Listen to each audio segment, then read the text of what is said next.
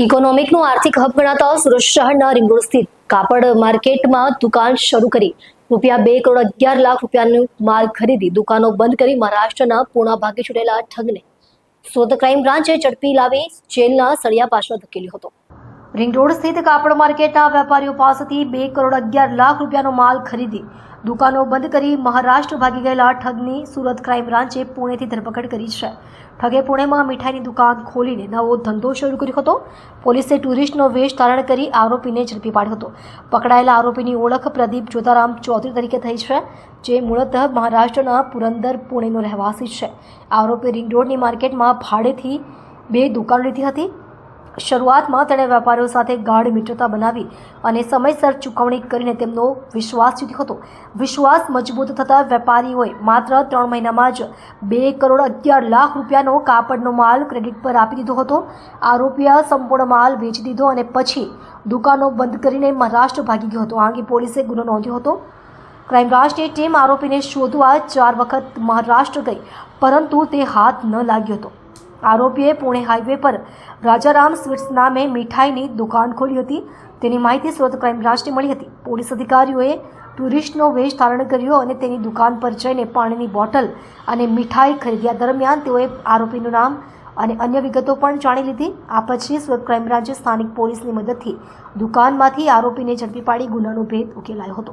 સુરત ઊન વિસ્તારમાં ભીંડી બજાર સ્થિત આશિયાનગર ખાતેથી વેસ્તાન પોલીસે એક યુવતીને 213 ગ્રામથી વધુ ગાંજાના જથ્થા સાથે ધરપકડ કરી હતી। આરોપીની ઓળખ આસિફ સુપડુ શેખ તરીકે થઈ છે। No drugs in Surat city અંતર્ગત પોલીસે કાર્યવાહી કરી છે। એસીપી એનપી ગોહિલે જણાવતા કહ્યું કે વેસ્તાન પોલીસ ટીમને પેટ્રોલિંગ દરમિયાન મળેલી બાતમીના આધારે ઓન ભીંડી બજાર ખાતે આશિયાનગરના આહમદ મંડપવાળી ગલીમાં પહોંચ્યા હતા। ત્યાંથી તેઓએ આસિફ સુપડુ શેખને પકડ્યો અને તેની પાસેથી 213.64 ગ્રામ ગાંજો જપ્ત કર્યો। પોલીસે જપ્ત કરેલ ગાંજાની કિંમત ₹10,682 જણાવી છે। આરોપી વિરુદ્ધ એનડીપીએસ એક્ટ હેઠળ ગુનો દાખલ કરી તપાસ શરૂ કરવામાં આવી છે। પોલીસ હવે આરોપીએ ગાંજો કોની પાસેથી મેળવ્યો તે દિશામાં તપાસ કરી રહી છે। માનનીય પોલીસ કમિશનર શ્રી અનુપમસિંહ ગેહલોત સાહેબની સૂચના અને માર્ગદર્શન મુજબ no drugs in Surat city અભિયાન અંતર્ગત સુરત શહેરની specialise branch, crime branch, SOG તદુપરાંત પોલીસ સ્ટેશનની વિવિધ ટીમો ડ્રગ્સના જે દૂષણ જે છે એના ઉપર અસરકારક નિયંત્રણ લાવવા માટે પરિણામલક્ષી અને અસરકારક કામગીરી કરી રહી છે। એમાં નાના અને મોટા વિવિધ પ્રકારના કેસો શોધી કાઢવામાં આવી રહ્યા છે। દરમિયાન આ અભિયાન અંતર્ગત ગઈકાલ રાત્રે એક ઇનપુટ વેસ્તાન પોલીસ સ્ટેશનના ડિસ્ટાફના કર્મચારીને મળેલું હતું કે એમાં ઊન ભીંડી બજાર વિસ્તારમાં આશિયાનગરની બાજુની ગલીમાં એક ઈસમ, જે ઇનપુટમાં એમાં વર્ણન પણ મળ્યું હતું, એ ઈસમ એની પાસે ગેરકાયદેસર ગાંજાનો જથ્થો છે અને એ ચોરી છુપીથી વેચાણ કરવાનું છે। આ ઇનપુટ આધારે કાયદેસર કાર્યવાહી કરવા માટે વેસ્તાન પોલીસ સ્ટેશનના પોલીસ ઇન્સ્પેક્ટર શ્રી ગામેતી અને એમનો સ્ટાફ તેમજ સરકારી પંચો જે બાતમીમાં જણાવેલ વર્ણનવાળા બાતમીમાં જણાવેલ સ્થળે જઈ અને ત્યાં ચેક કરતા ત્યાં બાતમીમાં જે વર્ણન હતું એ વર્ણનનું ઈસમ ત્યાં મળી આવ્યો હતો। તેની અંગ ઝડતી કરતા અને પ્રાથમિક પૂછપરછ કરતા તેની અંગ ઝડતીમાં એક પ્લાસ્ટિકની કાળી થેલીમાં એક વનસ્પતિજન્ય ભીનો ઘેરા લીલા કલરનો ડાળખા, પાંદડા અને બીજ સાથેનો એક વનસ્પતિજન્ય પદાર્થ મળી આવેલો હતો। એની લાક્ષણિક વાસ ચેક કરતા એ પ્રાથમિક દ્રષ્ટિએ ગાંજો હોવાનું જણાઈ આવતા આ બાબતે એફએસએલના અધિકારીના સ્થળ ઉપર બોલાવી અને એફએસએલ અધિકારીના પાસે જે કીટ રહેલી છે એનાથી પરીક્ષણ કરતા એ જે વનસ્પતિજન્ય પદાર્થ જે છે એ પ્રાથમિક દ્રષ્ટિએ ગાંજો હોવાનું પરીક્ષણમાં જણાઈ આવ્યું। જે આધારે આ આરોપી વિરુદ્ધમાં એક એનડીપીએસ એક્ટ હેઠળ કેસ દાખલ કરવામાં આવેલો છે। આ જેના વિરુદ્ધમાં કેસ દાખલ કરવામાં આવેલો છે એ આરોપીનું નામ આસિફ સુપડુ શેખ અને એનું રહેવાસી જે છે પ્લોટ નંબર 85 આસિયાનગર આહમદ મંડપ વાળાની ગલીમાં ભીંડી બજાર ઊનનો રહેવાસી છે અને એનું મૂળ વતન જે છે એ યાવલ અઠવાડા બજાર, થાના યાવલ, જિલ્લો જલગાંવ, મહારાષ્ટ્રનો વતની છે। એ અહીંયાના પરિવાર સાથે રહે છે। આ જે આરોપી પાસેથી એની અંગ ઝડતીમાંથી જે પ્લાસ્ટિકની બેગ મળેલી હતી અને એમાં જે ગાંજાનો જથ્થો મળેલો હતો એ ટોટલ 213.64 ગ્રામ ગાંજાનો જથ્થો મળી આવેલો હતો. એની કિંમત 10,682 રૂપિયાની ગણી અને એ મુદ્દામાલ તપાસ અર્થે કબજે કરવામાં આવેલો હતો. આરોપીની પ્રાથમિક પૂછપરછમાં એણે એવું જણાવેલું છે એ એક અજાણ્યા વ્યક્તિએ એને ગાંજાનો જથ્થો એને વેચેલો હતો. હાલમાં એનું નામ જણાવેલ નથી, પરંતુ આરોપીની પોલીસ કસ્ટડી રિમાન્ડ મેળવવા માટેની કાર્યવાહી ચાલુ છે.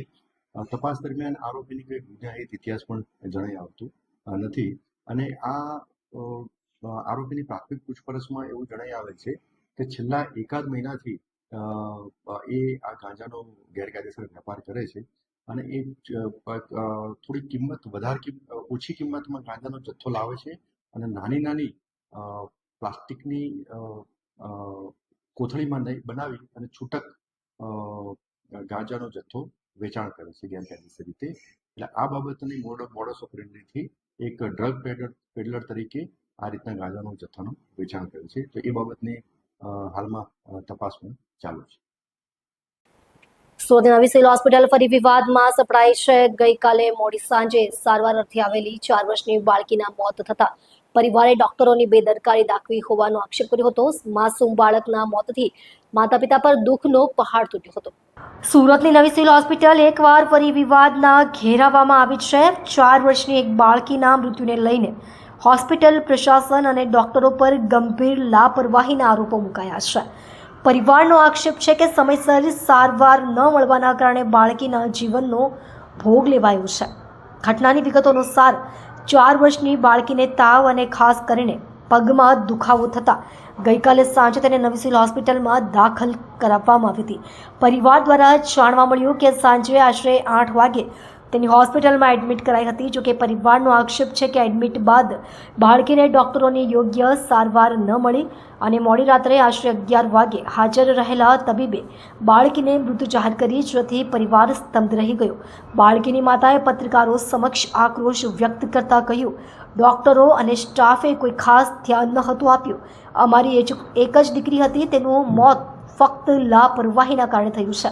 બાળકીની માતા પણ શોકમાં ભાંગી પડી હતી. આ ઘટનાથી હોસ્પિટલ પરિસરમાં માઠી અસર પડી છે અને પરિવારના સભ્યો તરફથી ડોક્ટરો પર ગંભીર આરોપો કરવામાં આવ્યા છે. આ બાબતે હોસ્પિટલ પ્રશાસન તરફથી કોઈ સત્તાવાર નિવેદન હજુ સુધી જારી થયું નથી. જો કે આક્ષેપોની તપાસ કરવામાં આવી રહી છે. उसको कुछ भी नहीं हुआ था, उसको खाली नॉर्मल बुखार था और उसके पैर में लगा हुआ था और उसको खांसी ऐसे जुकाम था, ज़्यादा मतलब दिक्कत नहीं थी उसको.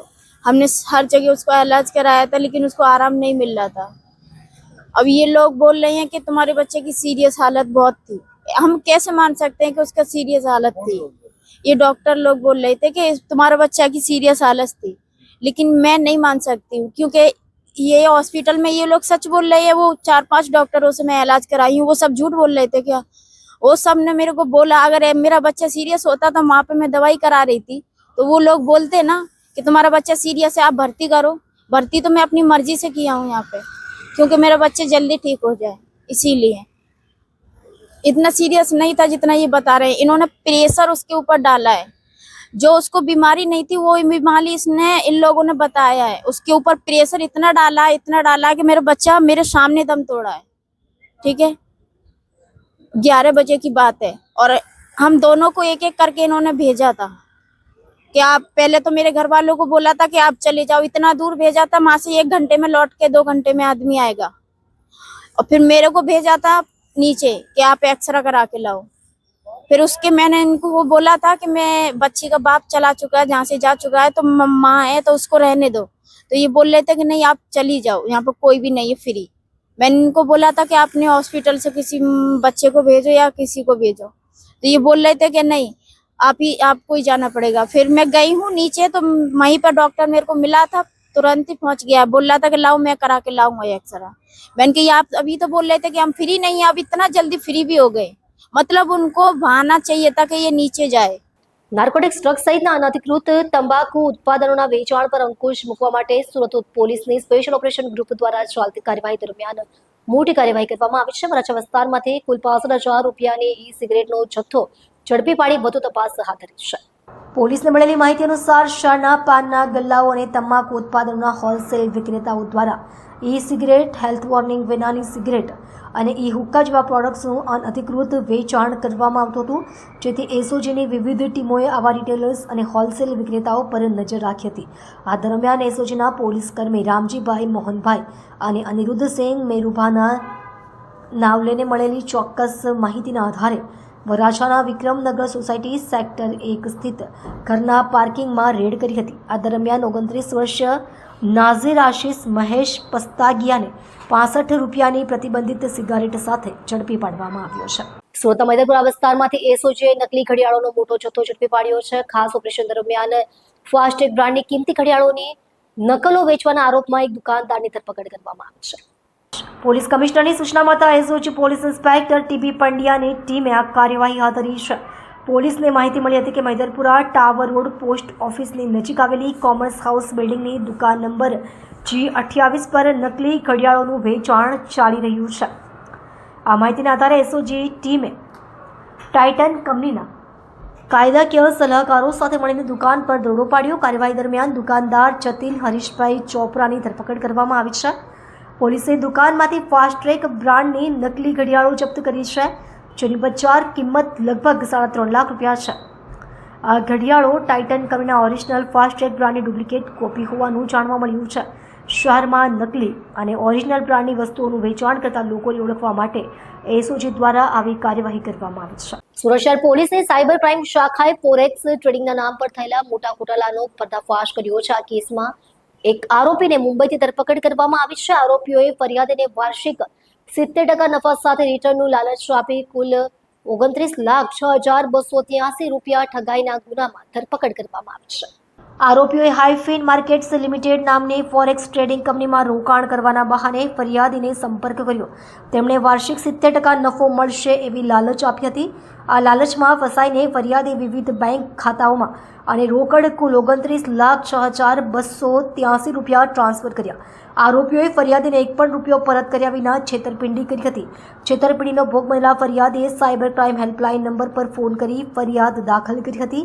તપાસ દરમિયાન આરોપી શહબાઝ શબ્બીર શેખની ધરપકડ કરવામાં આવી હતી. તપાસમાં જાણવા મળ્યું કે ઠગ ગેંગે ફરિયાદી અને અન્ય લોકો પાસેથી રોકડ રકમ HM મલ્ટીમીડિયા ટ્રેડ અને HFC ટેકનોલોજી નામની કંપનીઓના બેંક ખાતાઓમાં જેમાં જમા કરાવતો હતો, જેને પછી હાઈફિન માર્કેટ્સ લિમિટેડમાં ટ્રાન્સફર કરવામાં આવ્યું. ધરપકડ કરેલા આરોપીઓએ પોતાની માલિકીની MS.ફાલ્કન ટ્રેડિંગ નામની ફર્મના RBL બેંકના ચાલુ ખાતામાં 3,61,280 રૂપિયા પ્રાપ્ત કર્યા હોવાનું સામે આવ્યું છે.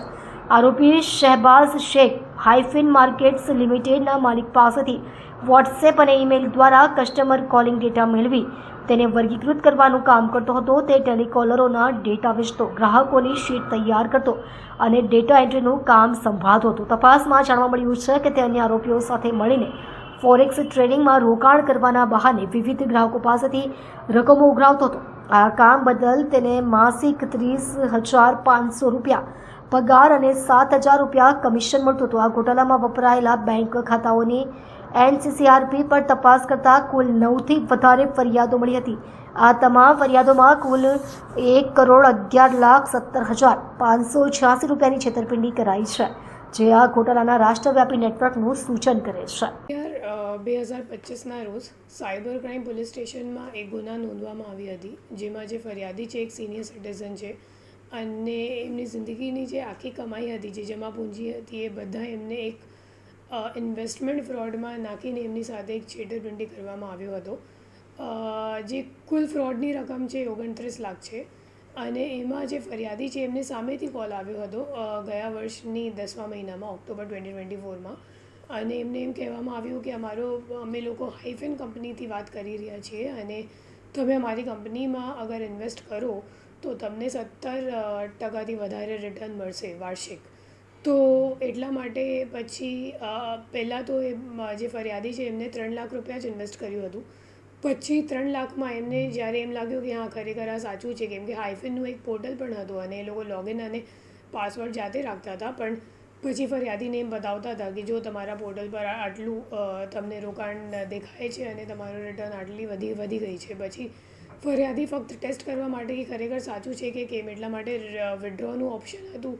તો એમાં એમ કીધું સામેવાળાને કે મારે વિડ્રો કરવાનું છે. તો પછી વિડ્રો કરીને જ્યારે સામેવાળાએ પૈસા પરત આપી દીધા તો એમને એમ લાગ્યું કે ખરેખર કદાચ સાચું હશે. તો એમને હજી જે સેવિંગ્સ હતી એમની તો ઇન્વેસ્ટ કરી નાખી. પછી જ્યારે ફરીથી ઇન્વેસ્ટમેન્ટ કરવામાં આવ્યું જાન્યુઆરી 2025માં, પછી એ લોકોએ સામેવાળાએ કોઈ પણ પૈસા એ લોકોને ફરિયાદીને પરત નથી આપી અને એમની સાથે છેતરપિંડી કરી. પછી જ્યારે એ લોકોએ ફોન ઉપાડવા પણ બંધ કરી દીધું ત્યારે ફરિયાદીએ 1930 પર કમ્પ્લેન્ટ કરીને એક સાયબર ક્રાઇમ કમ્પ્લેન્ટ નોંધાઈ. જે કમ્પ્લેન્ટ ઉપર તપાસ કરીને અમે લોકોએ ગુનો દાખલ કર્યું અને જે હાઇફેન કંપનીનો જે પોર્ટલ હતો એમના મારફતે અમે લોકોએ ટેકનિકલ વર્કઆઉટ કરી અને પીઆઈ સહદેવસિંહ પઢેરિયાની નેતૃત્વમાં જોસેફભાઈ, જયદીપભાઈ, આ 4 લોકોની અમે લોકોએ ટીમ બનાવી અને આ ટીમ પછી નવી મુંબઈ ખાતેથી આરોપીને જે ધરપકડ કરી છે. આરોપીને પૂછપરછ કરતાં અમે લોકોને આરોપીનું નામ શહેબાઝ શેખ છે અને એમને પૂછપરછ કરતાં અમે લોકોને ખબર પડી કે ખરેખર એ પોતે કોઈની સાથે કામ કરે છે અને એમને ઉપરનો જે મુખ્ય આરોપી છે તો એમનું જે તમામ આઈડિયા છે એમનું જ છે. અને એ લોકો એક કોલ સેન્ટર જેવું ખારઘરમાં ચલાવતા હતા નવી મુંબઈમાં અને એ કોલ સેન્ટરમાં 5-6 માણસો કોલ કરવાનું કામ કરતા હતા. જે આપણો આરોપી છે એ મેનેજર તરીકે હતો કે જે કંઈક ડેટા આવે જે આપણો ઇન્ટરનેટ પર લીક થઈ જાય છે, પ્રાઇવેટ ડેટા, ફોર એક્ઝામ્પલ આપણો નામ, મોબાઈલ નંબર અને ઈમેલ આઈડી, એ તમામ જે લીક ડેટા છે એ લોકો કોઈની પાસેથી મંગાવતા હતા. પછી જે મુખ્ય આરોપી હતો એ આપણા શહેબાઝ શેખને ડેટા આપતો હતો. પછી એમનું કામ હતું કે તમામ જે કોલ કરવાવાળા માણસો છે એમને એક કરીને બધાને એ લોકો રાજ્ય વાઇઝ વેચાણ કરતા હતા. ફોર એક્ઝામ્પલ, અગર કોઈ મરાઠી માણસ હશે જે મરાઠીમાં સારી રીતે વાત કરી શકશે તો એવા માણસને મહારાષ્ટ્રનો જેટલા ડેટા એમની પાસે હતો એ આપવામાં આવતો હતો. પછી ગુજરાતવાળા કોઈ હોય તો ગુજરાતી ટાર્ગેટ્સને કોલ કરવા માટે એ કરીને એક વેચણી કરવામાં આવી હતી કોલ સેન્ટરમાં. તો આપણો જે આરોપી છે એ મુખ્યતઃ એક મેનેજર તરીકે કામ કરતો હતો અને પોતાનું એક કરંટ અકાઉન્ટ એમનો બનાવેલ હતી ફાલ્કોન ટ્રેડિંગના નામથી. તો એ જે કરંટ અકાઉન્ટ છે એમાં પણ ફ્રોડનો પૈસો આવ્યો હતો અને આ અકાઉન્ટ યુઝ કરવા માટે એમને જે મુખ્ય આરોપી છે એ કમિશન પણ આપતો હતો. એના સિવાય જે તમામ કોલ સેન્ટરમાં કામ કરવાવાળા વ્યક્તિઓ છે એમને માસિક સેલરી પણ આપવામાં આવે છે અને આપણો જે આરોપી છે એમને 31,000 રૂપિયા જેટલા માસિક સેલરી મળતું હતું. એના સિવાય એમના જેટલી વાર એમનો કરંટ અકાઉન્ટનો ઉપયોગ થતો હતો ત્યારે કમિશન પણ આપવામાં આવતી હતી. સુરત શહેરના ઝોન 5 અંતર્ગતના પોલીસ સ્ટેશનોમાં પકડાયેલા ભારે માત્રામાં વિદેશી દારૂને આજે નાશ કરવામાં આવ્યો છે. આ કાર્યવાહી deputy commissioner of police LA ઝાલાની દેખરેખ હેઠળ કરવામાં આવી હતી. પોલીસ સૂત્રોના જણાવ્યા અનુસાર અમરોલી, ઉત્તરાયણ, અડાજણ અને જહાંગીરપુરા પોલીસ સ્ટેશનમાંથી ભેગા કરવામાં આવેલા કુલ 24,000 બોટલનો વિદેશી દારૂ નાશ કરવામાં આવ્યો. દારૂની અંદાજિત બજાર કિંમત આશરે 79 લાખ રૂપિયા થાય છે. નશીલા પદાર્થોના ગેરકાયદે વેચાણ અને સંગ્રહ વિરુદ્ધ ચલાવવામાં આવતી મુહિમના ભાગરૂપે આ દારૂ નાશની કાર્યવાહી હાથ ધરવામાં આવી. ઘટના સ્થળે ડીસીપી ઝાલા તથા મામલતદારની ઉપસ્થિતિમાં વિદેશી દારૂની બોટલો પર બુલડોઝર ચલાવીને તેને નાશ કરવામાં આવ્યો હતો. નશામુક્ત સુરત અભિયાન હેઠળ સુરત શહેર પોલીસ દ્વારા કડક કાર્યવાહી હાથ ધરવામાં આવેલ છે. જેમાં સુરત શહેર પોલીસ કમિશનર માનનીય અનુપમસિંહ ગેહલોત સરના માર્ગદર્શન હેઠળ સુરત શહેરના તમામ પોલીસ સ્ટેશન દ્વારા કડક કાર્યવાહી હાથ ધરાયેલ છે. જેના ભાગરૂપે ઝોન 5 વિસ્તારના અડાજણ, રાંદેર, જહાંગીરપુરા, ઉત્તરાયણ તેમજ અમરોલી પોલીસ સ્ટેશન દ્વારા કરવામાં આવેલી કાર્યવાહી અને પકડવામાં આવેલ પ્રોહિબિશનનો મુદ્દામાલ નાશ કરવાનો કાર્યક્રમ આજરોજ હાથ ધરવામાં આવેલ છે. જેમાં પ્રાંત અધિકારી શ્રી, નશાબંધી સુપ્રિન્ટેન્ડન્ટ શ્રી તેમજ ફાયર વિભાગ અને હેલ્થ ડિપાર્ટમેન્ટની ટીમો હાજર રહેલ છે. આજરોજ કુલ 79 લાખ રૂપિયાની કિંમતના દારૂની મુદ્દામાલનો નાશ કરવામાં આવેલ છે.